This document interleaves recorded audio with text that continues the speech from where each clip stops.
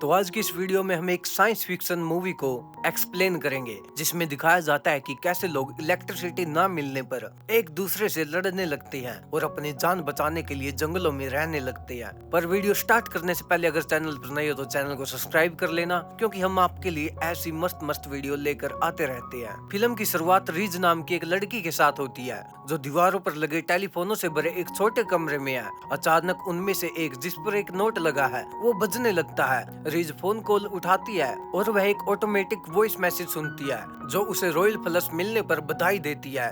जैसे ही वो ये समझने की कोशिश करती है कि उसके साथ हो क्या रहा है तो तभी दूसरा टेलीफोन बजने लगता है और वो सभी में एक ही बात सुनती है। अचानक टेलीफोन से पानी निकलना शुरू हो जाता है और कमरा भरने लगता है। तभी रीज अपना ध्यान ऊपर की ओर करती है और छत पर जुड़ा एक बाथरूम देखती है। यह महसूस करते हुए कि उसे टॉयलेट को फ्लश करना है, वो टेलीफोन की मदद से दीवार पर चढ़ने लगती है। हालांकि वहाँ उसे हैंडल नहीं मिलता। यह सोचकर कि अगर उसने कुछ नहीं किया तो वह डूबने वाली है। रीज खुद को शांत करती है और स्टिकी नोट पर पहले 2 नंबर को पढ़ती है। इसके बाद उसके दिमाग में एक आइडिया आता है और उसके पास कम समय होने के कारण रीज वापस नीचे उतरती है और उस नंबर को डायल करने के लिए किसी एक टेलीफोन का यूज करती है। उसका प्लान काम करता है और एक सीक्रेट डब्बा खुल जाता है जिसमें गायब बाथरूम का हैंडल होता है। रीज स्टॉप पर वापस जाती है और बाथरूम के हैंडल को ठीक करती है। वो फिर टॉयलेट को फ्लश करती है जिससे कमरे का सारा पानी बाहर निकल जाता है, जिससे उसकी जान बच जाती है। हालांकि कुछ सेकंड के बाद ये पता चलता है कि पूरा एक्सपीरियंस केवल एक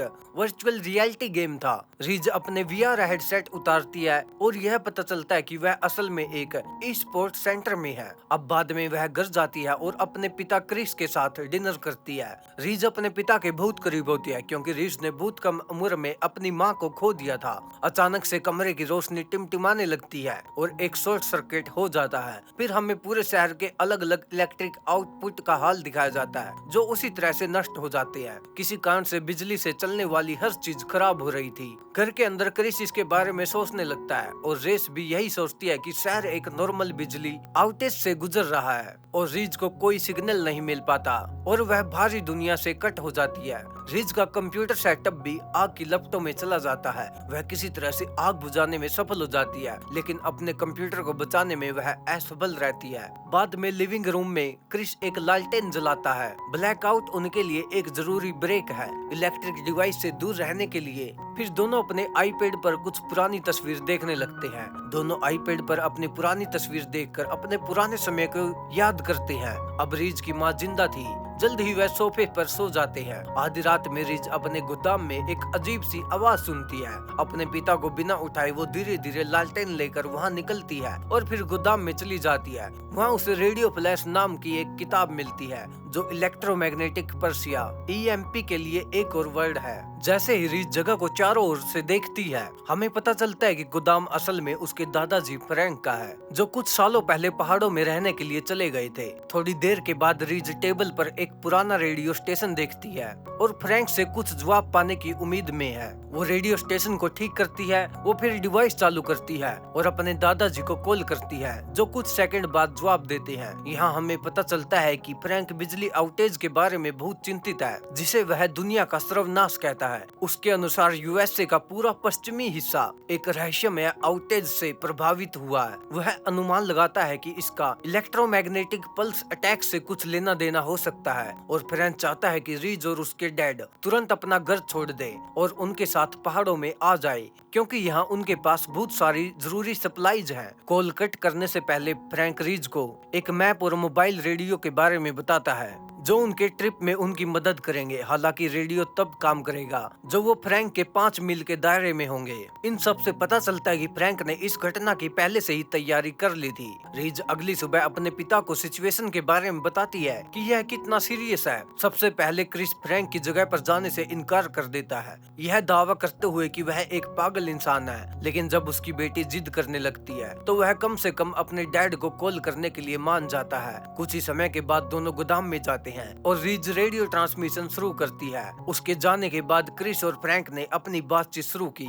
सबसे पहले फ्रैंक बिजली आउटेज के पीछे की सच्चाई को समझाता है और उसने खुलासा किया कि जो कुछ भी हो रहा है वह ईएमपी का प्रभाव है, जो जल्द ही राज्यों के हर हिस्से में दंगे और अशांति का कारण बनेगा। उसका यह भी दावा है कि केवल 3 दिनों के अंदर सप्लाईज और डिवाइसेज खत्म हो जाएंगे, इसलिए पहाड़ों में रहना उनके लिए एकमात्र सेफ ऑप्शन है। ये सब सुनकर क्रिस आखिरकार घर छोड़ने को मान जाता है और थोड़ी देर के बाद वो रेस के साथ अपना सामान पैक करने लगता है। जबकि बाहर की सिचुएशन बिगड़ने लगती है। लंबे समय तक बिजली कटौती के कारण पुलिस और नागरिक एक दूसरे से लड़ने लगते हैं। कोई नहीं जानता कि हो क्या रहा है और ये खत्म कब होगा। इस बीच क्रिस और रीज अपने कार में बैठते हैं और अपनी जर्नी शुरू करते हैं। अपने रास्ते में वह कुछ सप्लाईज लेने के लिए एक सुपरमार्केट में रुकते हैं। हालांकि जब वह पानी और खाने जैसी सप्लाईज के लिए लोगों के बीच झड़प और लड़ाई देखती हैं, तो वह तुरंत पीछे हट जाते हैं। जैसे ही वह उस जगह से निकलते हैं, हमें दिखाया जाता है कि हजारों दूसरे लोग भी शहर से बाहर निकलने की कोशिश कर रहे हैं। अगले सीन में बाप बेटी एक पुल पर रुकते हैं, जहां एक एक्सीडेंट की वजह से रास्ता ब्लॉक है। कुछ घंटों के बाद पुल में तनाव चरम सीमा पर पहुंच जाता है और एक आदमी पागल होकर अपनी गाड़ी भगाता है और दूसरी गाड़ी को रास्ते से हटाते हुए आगे बढ़ता है। इससे सड़क खुल जाती है, इसलिए क्रिस और रीज जल्दी से अपनी गाड़ी पर वापस आ जाते हैं और अपनी जर्नी शुरू रखते हैं। फिर रात में रीज जागती है और देखती है कि वो गलत रास्ते पर जा रहे हैं। यह क्रिस को डिस्ट्रैक्ट करता है और वह पल भर के लिए अपनी आंखें सड़क से हटा लेता है और पास के जंगल में उनकी गाड़ी क्रैश हो जाती है। अगली सुबह रीज को उसके पिता जगाते हैं और रीज को कोई चोट नहीं लगी है, पर लगता है क्रिस के सर पर चोट लगी है और उसका खून भी बह रहा है। फिर दोनों फ्रैंक के घर की तरफ जाने के लिए पास ही की एक नदी को फॉलो करते हैं। फ्रैंक दोनों के बारे में थोड़ा सा चिंतित होने लगता है, क्योंकि उन्हें सुबह तक पहुंच जाना चाहिए था। इस बीच क्रिस को चलने में दिक्कत आ रही थी, इसलिए रीज अपने डैड को थोड़ी देर आराम करने के लिए बोलती है। वो पास के एक झरने के पास रुकते हैं और पानी भरते हैं। वहाँ रीज को पता चलता है कि उसके पिता की पीठ पर एक गंभीर चोट है और उसकी बाजू पर एक गहरा कट भी है। वह तुरंत अपने डैड के घावों का इलाज करना शुरू करती है। क्रिस के यह कहने के बावजूद कि वो खुद ठीक हो जाएगा, वो रुक जाती है। थोड़ी देर के बाद वह अपनी जर्नी फिर से शुरू करते हैं, लेकिन क्रिस अब बेहद कमजोर हो चुका है और वो लास्ट में गिर जाता है। होश खोने से पहले वो अपनी बेटे को मदद के लिए पुकारने के लिए कहता है, इसलिए बिना समय बर्बाद किए जहाँ उसे एक खलियान और ग्लेन नाम का एक किसान मिलता है। लड़की को देखकर वो जल्दी से उसकी मदद करते हैं और क्रिस को अपने घर में वापस ले आते हैं। लेकिन कई कोशिशों के बावजूद क्रिस होश में नहीं आता और सांस लेना बंद कर देता है। रीज ये देखकर टूट जाती है, क्योंकि अब उसके पिता भी नहीं रहे। उसी रात रीज और ग्लेन उसे खेत में दफना देते हैं और उसे श्रद्धांजलि देते हैं। अगले दिन ग्लेन रीज को उसके दादाजी के घर पर पहुंचाने के लिए मदद करने का फैसला करता है और जल्द ही वो ग्लेन के ट्रेलर में अपनी जर्नी शुरू करते हैं। और दूसरी ओर फ्रैंक इंतजार करते थक जाता है और इसलिए वह रीज और क्रिस की तलाश करने का फैसला करता है। कुछ घंटों के बाद वह दुर्घटना स्थल पर आता है और कार के बगल में फर्श पर खून से सने कपड़े का एक टुकड़ा देखता है। फ्रैंक फिर सड़क से होते हुए आगे बढ़ता है और उस खेत को ढूंढता है जहाँ रीज पहले थी। वह देखने जाता है कि क्या घर पर कोई है, लेकिन सोफे पर वो खून देखता है। कुछ भी नहीं मिलने के बाद वह ग्लेन की फोटो को अच्छी तरह से देखता है और उसे ढूंढने के लिए निकल पड़ता है। बाहर वो किसी को दफना हुआ देखता है और फ्रैंक समझ जाता है कि क्रिस मर चुका है, लेकिन यह दुखी होने का समय नहीं है। उसकी पोती अभी भी लापता है। अब रास्ते में ग्लेन ने देखा कि सड़क के किनारे एक आदमी मदद मांग रहा है। ग्लेन रीज को जल्दी से ट्रेलर के पीछे जाने के लिए कहता है। उसे डर था कि यह आदमी खतरनाक भी हो सकता है और ग्लेन का सबसे बुरा डर सच हो जाता है, क्योंकि वह आदमी ग्लेन पर बंदूक तान देता है और उसे गोली मार देता है। वो आदमी फिर ट्रेलर में घुस जाता है और गाड़ी लेकर चल पड़ता है, जिसके अंदर रीज भी होती है। थोड़ी देर के बाद वह एक कार रिपेयर दुकान के पास रुकता है और एक ट्रंक से गैसोलीन चोरी करने के लिए चुपके से अंदर जाता है। अचानक आदमी को एक हंटर गोली मारकर मार देता है। रीज इस मौके का फायदा उठाकर वहाँ से भाग जाती है। हालांकि कुछ ही समय के बाद वो उसी हंटर द्वारा पकड़ी जाती है, जो उसके सिर पर एक बैग रखता है। जब वह अपनी आंखें खोलती है तो उसके सामने एक अजीब सी बूढ़ी औरत होती है, जो दावा करती है कि रीज उसकी प्रॉपर्टी में जबरदस्ती से घुस आई है। इस बीच फ्रैंक को ग्लेन की डेड बॉडी मिलती है और इससे वो रीज के लिए और भी ज्यादा चिंतित हो जाता है। और दूसरी ओर डिनर के दौरान बूढ़ी औरत रीज को अपने परिवार से मिलवाती है। उसका बेटा बिली, वही हंटर जिसने उस आदमी को मारा, और यह है केविन, उसका शर्मीला पोता। यहाँ हमें पता चलता है कि बिली हमेशा बिना किसी कारण से अपने बेटे को पीटता है और उसकी उसकी इंसल्ट करता है। इसके बाद रीज घटना के बारे में उसे बताती है कि वह यहाँ कैसे पहुंची। वो ये भी कहती है कि वो अब यहाँ नहीं रह सकती और जितनी जल्दी हो सके उसे अपने दादाजी के पास पहुंचना होगा, लेकिन बूढ़ी औरत उसे जाने नहीं देती। इसके बजाय वह उसे रात के लिए उनके पास रहने के लिए मजबूर करती है। कोई और ऑप्शन नहीं होने के कारण रीज उनके पास ही सो जाती है, लेकिन उसका रात बिताने का कोई इरादा नहीं है। बचने की कोशिश में वो मेन डोर के पास जाती है। जब सभी सो रहे होते हैं वहाँ फिर वह ताला खोलती है, लेकिन बूढ़ी औरत को उसकी आवाज आ जाती है और तुरंत बिली को उसके पीछे भेज देती है।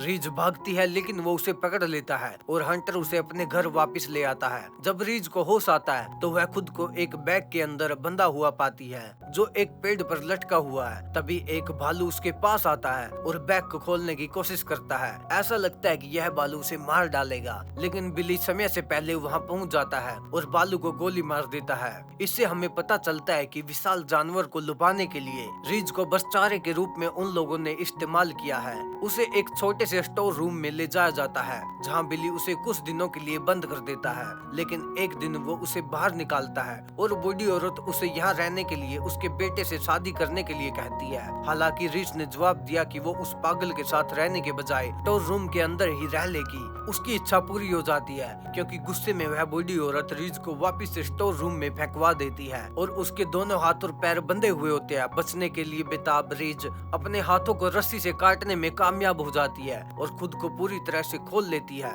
हालांकि वह भागने का प्लान नहीं बना पा रही। तभी वह क्वीन को उसकी ओर झांकते हुए नोटिस करती है और वो क्वीन की कमजोरी का फायदा उठाने लगती है। वो मदद के लिए मान जाता है क्योंकि अपनी दादी और अपने पिता दोनों से लगातार अत्याचार से वह तंग आ चुका है। वो स्टोर रूम से बाहर निकलते हैं और रात भर दौड़ते हैं। अगली सुबह बिल्ली को पता चलता है कि दोनों भाग चुके हैं और तुरंत वो उसकी खोज शुरू करता है। वो उनके कदमों और टूटी हुई टहनियों को फॉलो करता है। दूसरी ओर क्वीन और रीज जामुन खाते हैं और कुछ देर बाद वह एक चट्टान पर पहुंचते हैं जहां पर क्वीन गिरकर मरने से बच जाता है क्योंकि रीज उसे बचा लेती है। फिर उन्हें एक पेड़ का तना मिलता है जो पुल के रूप में काम करता है और धीरे धीरे दोनों उस पर आगे बढ़ते हैं। पर अचानक बिली उन्हें दूर से देखता है और एक शॉट लेता है। यह देखकर दोनों दौड़ने लगते हैं और वह झील के पार आ जाते हैं, ये महसूस करते हुए कि वो बिली से आगे नहीं निकल सकते। वो खुद को छुपाने के लिए पानी के नीचे चले जाते हैं। हंटर के वहाँ से जाने के बाद रीज और क्वीन झील से बाहर निकलते हैं और उल्टी दिशा में भाग जाते हैं, लेकिन हंटर अपने पीठ के पीछे यह नोटिस कर लेता है और फिर से पीछा करता है। आखिरकार वो उन्हें पकड़ लेता है, लेकिन क्वीन उससे लड़ता है जबकि रीज एक चट्टान के पीछे छिप जाती है। दोनों के बीच लड़ाई के दौरान बिल्ली की बंदूक रीज के सामने गिर जाती है, लेकिन वह इसका इस्तेमाल करने से हिचकिचाती है। हालांकि जब उसे पता चलता है कि अगर उसने कुछ नहीं किया तो हंटर उसके बेटे क्वीन को पीट पीट कर मार डालेगा, इसलिए रीज बंदूक उठाती है और बिल्ली के लिए निशाना लगाती है और उसे मार देती है। और बाद में यह पता चलता है कि गोली चलाने वाला असल में रीज के दादा थे जो गोलियों की आवाज सुनकर वहां पहुंच गए। राहत महसूस करते हुए रीज अपने दादाजी को कसकर गले लगाती है। कुछ समय के बाद दिखाया जाता है कि क्वीन और रीज दोनों फ्रैंक के साथ रहते हैं, एक परिवार की तरह। ईएमपी के प्रभाव से दुनिया की हालत अभी भी वैसी ही है, लेकिन यहाँ पहाड़ों में जिंदा रहने के लिए हर चीज मौजूद है। क्वीन रीज का लैपटॉप खोलता है और उसके दोस्तों के कई मैसेजों को नोटिस करता है। पता चलता है कि पावर आउटेज की समस्या आखिरकार धीरे धीरे खत्म हो रही है। और इसी के साथ यह मूवी यहीं पर खत्म हो जाती है। अगर आपको वीडियो अच्छी लगी हो तो लाइक कर देना और अगर चैनल पर नहीं हो तो सब्सक्राइब कर लेना।